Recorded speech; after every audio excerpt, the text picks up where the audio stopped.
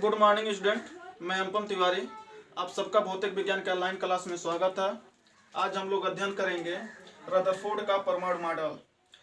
Rutherford का परमाणु model यानी इससे पहले हम लोगों ने अध्ययन किया है नाभिक के खोज के बारे में, यानी रदरफोर्ड ने ही नाभिक का खोज किया था। जब नाभिक का खोज हो गया तो नाभिक के खोज के बाद इन्होंने अपना एक परमाणु मॉडल दिया और उस परमाणु मॉडल में इन्होंने परमाणु को दो भागों में डिवाइड किया।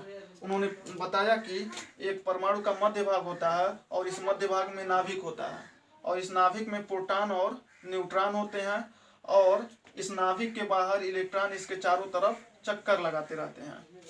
यानी रदरफोर्ड के परमाणु मॉडल के अनुसार इन्होंने बताया कि परमाणु के मध्य में नाभिक होता है और इस नाभिक में प्रोटॉन और न्यूट्रॉन होते हैं और इस नाभिक के बाहर इलेक्ट्रॉन जो होते हैं यह इसके चारों तरफ चक्कर लगाते रहते हैं। लेकिन इनके भी परमाणु मॉडल में कमी निकल गया।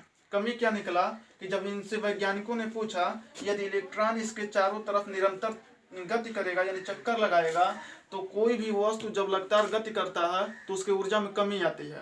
तो यदि ये इलेक्ट्रॉन इसके चारों तरफ गति करेगा तो इसके ऊर्जा में कमी आएगी। तो यह इस इलेक्ट्रॉन को ऊर्जा कहाँ से प्राप्त होगा? तो जब वैज्ञानिकों ने पूछा कि इस इलेक्ट्रॉन को ऊर्जा कहाँ से प्राप्त होगा तो उस ऊर्जा के बारे में रदरफोर्ड ने नहीं बता पाया। यानी इसे ऊर्जा, इस इलेक्ट्रॉन को चक्कर लगाने के लिए ऊर्जा कहाँ से प्राप्त हो रहा है इसके बारे में इन्होंने कोई जवाब नहीं दिया।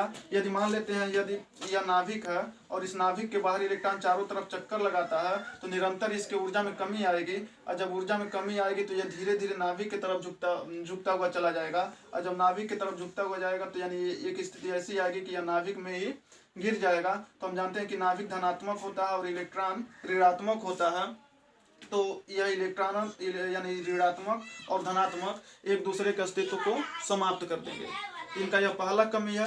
दूसरा कमी यह था कि यह इलेक्ट्रॉन निरंतर गति कर रहा है तो यह ऊर्जा का उत्सर्जन करेगा और जब ऊर्जा का उत्सर्जन करेगा तो यह एक स्पेक्ट्रम उत्पन्न करता है। तो यह इनका परमाणु मॉडल उस स्पेक्ट्रम यानी सतत स्पेक्ट्रम का भी व्याख्या नहीं कर पाया। यानी इनके परमाणु मॉडल में दो मुख्य कमियां थी। पहला, इस इलेक्ट्रॉन को अगर यह गति कर रहा है तो इसे ऊर्जा कहाँ से प्राप्त हो रहा है इन्होंने नहीं बता पाया। दूसरा, अगर इलेक्ट्रॉन गति कर रहा तो ऊर्जा का उत्सर्जन करेगा जिससे एक स्पेक्ट्रम प्राप्त होगा, उस स्पेक्ट्रम का यानी सतत स्पेक्ट्रम का इन्होंने व्याख्या नहीं कर पाया। यानी इनके परमाणु मॉडल में दो मुख्य कमियां थी। अब इसके बाद हम अध्ययन करेंगे नील्स बोर का परमाणु मॉडल। धन्यवाद।